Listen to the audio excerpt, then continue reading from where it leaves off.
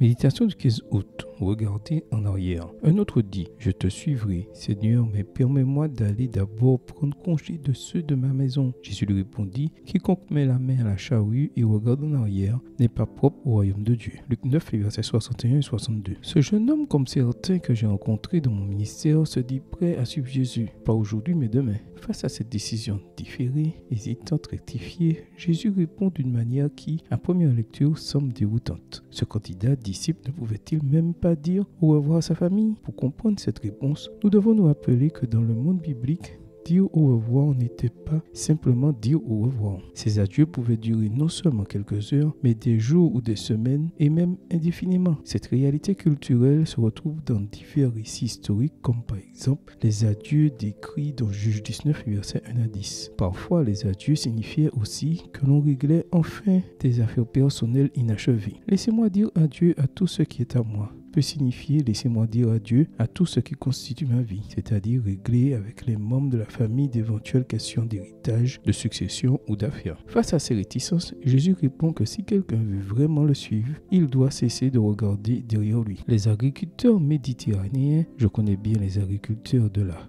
Huerta de Valence, depuis cette époque jusqu'à aujourd'hui, labourent leurs champs avec des sillons incroyablement droits. J'ai toujours été étonné par la perfection de leur tracé, car beaucoup ont été ouverts avec une simple charrue romaine et un cheval. La concentration dont font preuve ces agriculteurs pour obtenir des sillons aussi droits m'impressionne. Regarde en arrière, penser non pas à ce que l'on entreprend, mais à ce que l'on laisse derrière soi, est une attitude spirituellement dangereuse. Jésus le répète à d'autres occasions. Souvenez-vous de la femme de l'eau, Luc 17, verset 32. Regarder en arrière peut nous conduire à nous égarer, à perdre de vue notre objectif et même à nous laisser définitivement piéger par notre passé. Aujourd'hui, nous dirions, en prenant l'exemple de la voiture, que nous ne pouvons pas conduire efficacement en regardant constamment dans le rétroviseur. Suivre le Christ est un engagement sérieux qui exige une détermination sans réserve, sans nostalgie inutile. Celui qui met la main à la charrue et regarde sans cesse derrière lui risque de s'égarer. Il est possible de suivre le Christ sans changer de travail, mais pas sans changer de cap. Notre abandon à lui doit être encore plus total que notre abandon amoureux. Un demi-abandon ne produit que des relations incertaines